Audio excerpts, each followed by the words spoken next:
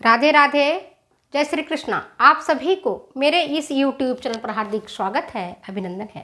प्यारे बच्चों, मैं रिप्रोडक्टिव सिस्टम पढ़ा रही हूँ। पिछले वीडियो में मैंने आपको फीमेल रिप्रोडक्टिव सिस्टम का जो एक्सटर्नल ऑर्गन्स है उसके बारे में बताया था।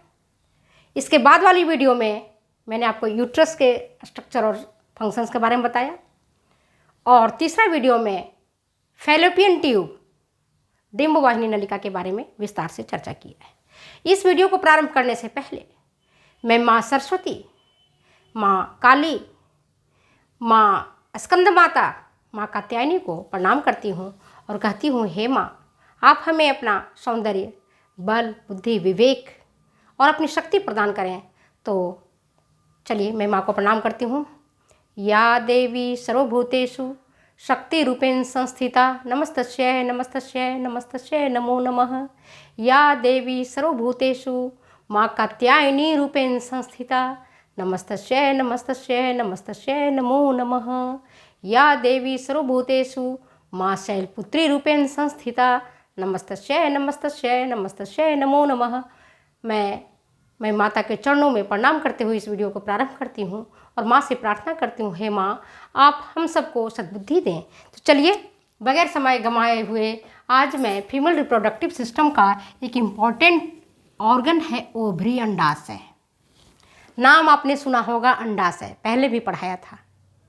इंटरनल पार्ट्स है, फीमेल रिप्रोडक्टिव सिस्टम का आंतरिक हिस्सा है, आंतरिक अंग है ओवरी। बहुत ही इम्पॉर्टेंट है क्योंकि यहीं से अंडाणु का, जिसको हम डिंब भी कहते हैं, और इस अंडाशय को डिंब ग्रंथि भी कहा जाता है। अंड ग्रंथि भी बोलते हैं इसको, हम डिंब ग्रंथि भी बोलते हैं।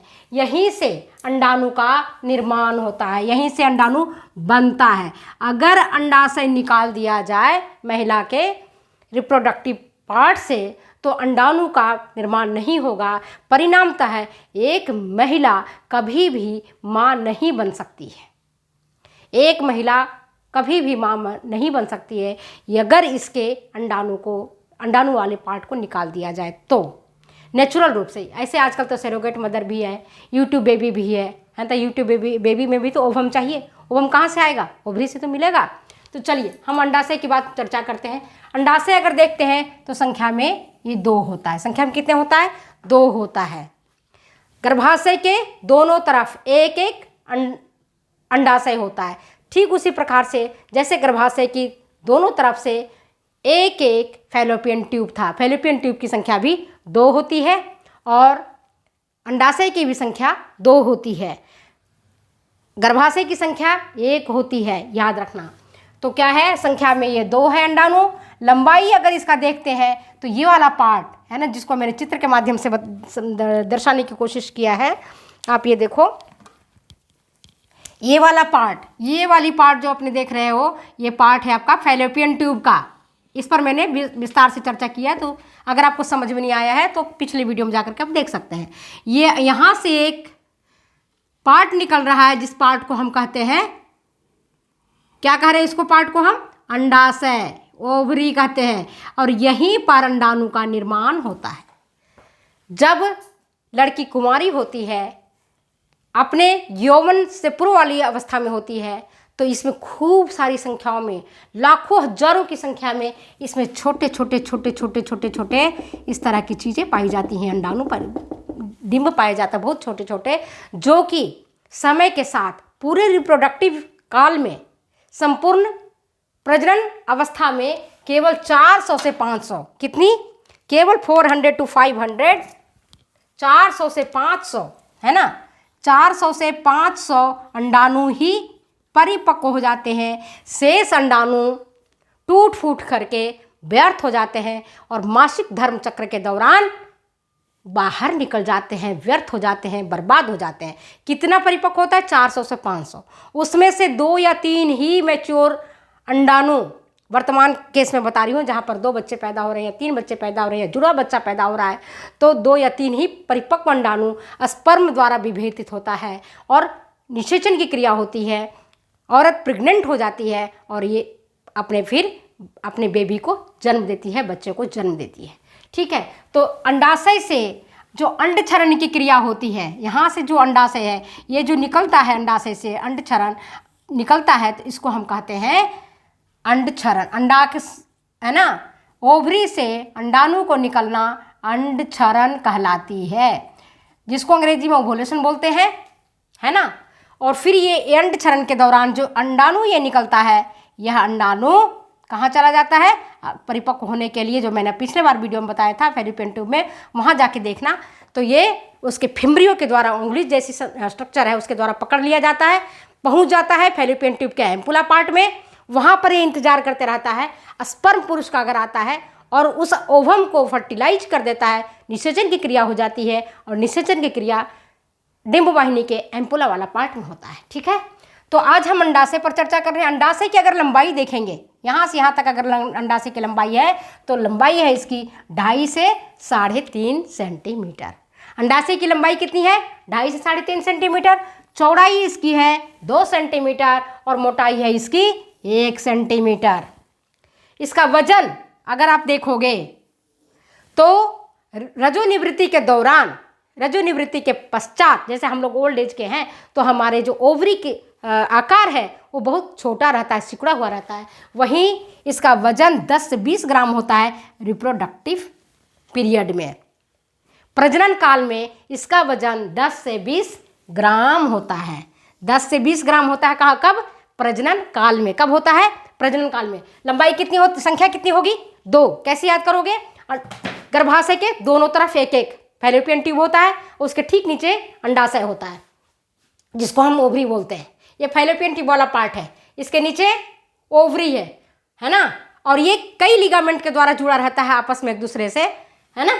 तो एक होता है राउंड लिगामेंट, दूसरा होता है broad ligament. Broad ligament, broad ligament को ही हम मेजो ओवेरियन बोलते हैं। क्या बोलते हैं उसको, मेजो ओवेरियन। तो आपकी लंबाई पता चल गया, 2 से 2.5 सेंटीमीटर, चौड़ाई 2 सेंटीमीटर, मोटाई 1 सेंटीमीटर, वेट 10 से 20 ग्राम। और रजोनिवृत्ति के पश्चात अंडाशय की आकार छोटा हो जाता है। बचपनावस्था में एक लड़की के अंडाशय में लाखों हजारों की संख्या में छोटे छोटे छोटे छोटे पुट्टिकाएं पाई जाती हैं, जो अपने संपूर्ण जीवन काल के दौरान, रिप्रोडक्टिव पीरियड्स के दौरान 400, इनमें से लाखों की संख्या में होते हैं, लेकिन इसमें से 400-500 ही ओवम परिपक्व हो पाते हैं। और उसमें भी प्रजनन कितने का होता है, ओवम कितने मुश्किल से 2 या 4 या 10 ही काम में आते हैं, बाकी सब टूट फूट करके व्यर्थ हो जाते हैं। अगर किसी महिला के 5 बच्चे हैं, 4 बच्चे हैं, 10 बच्चे हैं, 12, वो तो उस जमाने की बात है। वर्तमान में तो 1 या 2 बच्चा ही है। तो 1 या 2 ही मैच्योर ओवम स्पर्म के द्वारा फर्टिलाइज होता है, निषेचन की क्रिया होती है और फिर औरत प्रेग्नेंट हो जाती है। वो चला जाता है ओवरी में, आपका गर्भाशय में। गर्भाशय में जाकर के इम्प्लांटेशन हो जाता है, मतलब गर्भरोपण हो जाता है। अब वहाँ शिशु का विकास होता है। ठीक है, जो मैं आगे बताऊंगी कि प्रेगनेंसी की कौन कौन सी अवस्थाएं हैं, अब प्रेगनेंसी में कौन कौन से डिस्कम्फर्ट्स होते हैं, है ना, गर्भावस्था के कौन कौन से सामान्य कष्ट हैं और उनका उपचार कैसे करना चाहिए। पहले हम रिप्रोडक्टिव सिस्टम को अगर पढ़ लेंगे तो आगे हमें समझना आसान होगा। बात समझ में आ गया। अब अगर हम इसका पार्ट देखेंगे, ओवरी के कितने पार्ट हैं, तो इसका पार्ट भी अगर देखोगे तो 2 ही पार्ट है। कहीं कहीं आपको 3 पार्ट देखने को मिलता है, जहां उन्होंने जर्मिनल एपिथेलियम को एक पार्ट माना है, एक भाग माना है। बाकी इसके 2 पार्ट हैं, कॉर्टेक्स और मेडुला। कॉर्टेक्स और मेडुला। कॉर्टेक्स इसका जो आपके जर्मिनल एपिथेलियम है वो बहुत ही सिंगल लेयर है, सिंगल लेयर है जर्मिनल एपिथेलियम। घनाकार कोशिकाओं का बना होता है ना, घन के आकार का कोशिकाओं का बना होता है और धीरे धीरे धीरे धीरे इसमें सेल डिवीजन होता है। इसके बाद कॉर्टेक्स, जो सबसे आउटर पार्ट है, कॉर्टेक्स कहलाता है। इस कॉर्टेक्स में स्ट्रोमा होता है और ओवेरियन फॉलिकल होता है। क्या होता है, ओवेरियन फॉलिकल पुट्टिका होती है, ठीक है। और जो अंदर का परत होता है जिसको हम मेडुला कहते हैं, तो कौन सी परत हुआ, कॉर्टेक्स और मेडुला, 2 याद रखो। और सबसे आउटर पार्ट अगर है तो जर्मिनल एपिथेलियम है। जर्मिनल एपिथेलियम और ये बना रहता है कॉर्टेक्स किसका, कनेक्टिव टिश्यू का, संयोजी ऊतक का बना हुआ होता है, किसका बना हुआ है? ये संयोजी ऊतक का बना हुआ होता है। और ये संयोजी ऊतक और जर्मिनल एपिथेलियम दोनों मिलकर के हम कहते हैं, दोनों को मिला के हम कहते हैं स्ट्रोमा। इसका नाम दिया गया है स्ट्रोमा। और वहीं पर आपके ओवेरियन फॉलिकल होते हैं। इसी में ग्रैफियन पुट्टिका भी देखने को मिलती है। ग्रैफियन पुट्टिका भी मिलता है देखने को, है ना। तो ये जो आप देखोगे, एक ओवम के अगर हम स्ट्रक्चर को देखते हैं तो क्या देखते हैं कि ओवम एक इसी तरह से सेल डिवीजन के माध्यम से जब कोशिका विभाजन होते रहता है तो इसके ऊपर एक आवरण बन जाता है जिसको हम कहते हैं मेम्ब्रेन ग्रैनुलोसा। क्या बोलते हैं उसको? एक आवरण बनता चला जाता है जिसको कहते हैं हम मेम्ब्रेन ग्रैनुलोसा। ये मेम्ब्रेन ग्रैनुलोसा और फॉलिकुलर, ये जो ओवम का है बीच वाला पार्ट, इसमें एक स्पेस, खाली जगह बन जाता है। इस खाली जगह में, ये जो खाली जगह बन गया, इस जगह में एक तरल पदार्थ बना रहता है। ये तरल पदार्थ में पोषक तत्व होते हैं और ऑक्सीजन होता है। क्या होता है?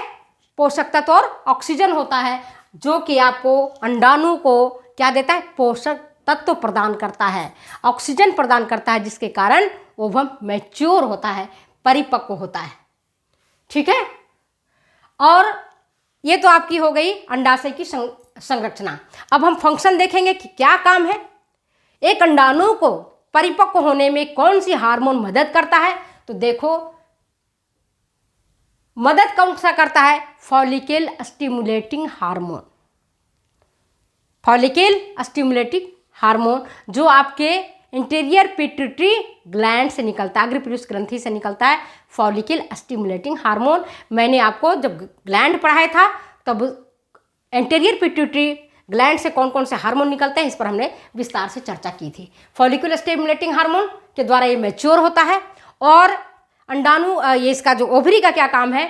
दो काम और है। एक काम होता है ओस्ट्रोजन का स्रावन करना। ओस्ट्रोजन हार्मोन है जो कि स्त्री प्रजनन तंत्र को, जो सहायक ऑर्गन्स हैं, इन सबको ये विकास होने में मदद करता है। जैसे स्तनों का विकास होता है और प्यूबर्टी अंग जितने हैं उनमें बालों का उगना होता है। सेकेंडरी जो भी रिप्रोडक्टिव ऑर्गन्स होता है, एस्ट्रोजन हार्मोन के कारण इनका अच्छी तरह से विकास होता है। ठीक है। रिप्रोडक्टिव ऑर्गन्स का विकास करने में एस्ट्रोजन हार्मोन मदद करता है। और ओवरी से प्रोजेस्टेरोन हार्मोन भी निकलता है। तो प्रोजेस्टेरोन हार्मोन क्या करता है? गर्भ को रोक करके रखता है। अगर प्रोजेस्टेरोन हार्मोन नहीं निकलेगा तो गर्भ क्या है? बाहर भी निकल सकता है। बच्चा असमय, बच्चे की, है ना, बर्थ हो सकता है। तो ये काम कौन करता है? आपका अंडाशय ही करता है। एक काम इसका प्रोजेस्टेरोन हार्मोन का स्रावन करना है, दूसरा काम इसका एस्ट्रोजन हार्मोन का स्रावन करना है। तो एस्ट्रोजन हार्मोन क्या करता है कि जितने भी रिप्रोडक्टिव ऑर्गन्स हैं, सेकेंडरी रिप्रोडक्टिव ऑर्गन्स हैं, इन सब को ये डेवलप करता है, विकास करता है और गर्भाशय को भी फैलाने में मदद करता है ताकि शिशु का विकास खूब अच्छी तरह से हो सके। वहीं पर अंडाशय से प्रोजेस्टेरोन हार्मोन का निर्माण होता है, वो निकलता है और वो गर्भ को रोक के रखता है, जिसके कारण आप देखो 2 या 3 महीने में जो गर्भ है बाहर नहीं निकलता, शिशु बाहर नहीं निकलता है। तो ये अंडाशय के बारे में आज मैंने आपको डिटेल्स बताई है। तो बच्चे, आप दूसरे बच्चों को भी बताना, दूसरे बच्चों को भी समझाना, ताकि ये जो एनाटॉमी और फिजियोलॉजी वाला पार्ट है, हम होम साइंस वाले को थोड़ा कठिन पड़ता है, साइंस वाले बैकग्राउंड के बच्चे नहीं होते हैं, वहाँ दिक्कत होता है। तो आप इस तरह से अगर पढ़ेंगे तो आपको समझ में आ जाएगा। चलिए, मैं अपने वीडियो को यहीं विराम देती हूँ, फिर मिलती हूँ मैं अगली वीडियो में अगली बातों के साथ। अब मैंने फीमेल रिप्रोडक्टिव सिस्टम को बहुत अच्छे से समझा दिया है। यहाँ तक मैं समझती हूँ आपको कोई भी प्रॉब्लम नहीं आनी चाहिए। अगर आप इतना पढ़ लेते हो तो फीमेल रिप्रोडक्टिव सिस्टम से संबंधित कोई भी प्रश्न कहीं से भी पूछा जाए, आप 100% उसका जवाब दोगे, कहीं भी नहीं अटकोगे। काम कितने लेयर है ये आपको पता है, यूट्रस का क्या काम है ये आपको पता है, फैलोपियन ट्यूब का क्या काम है पता है।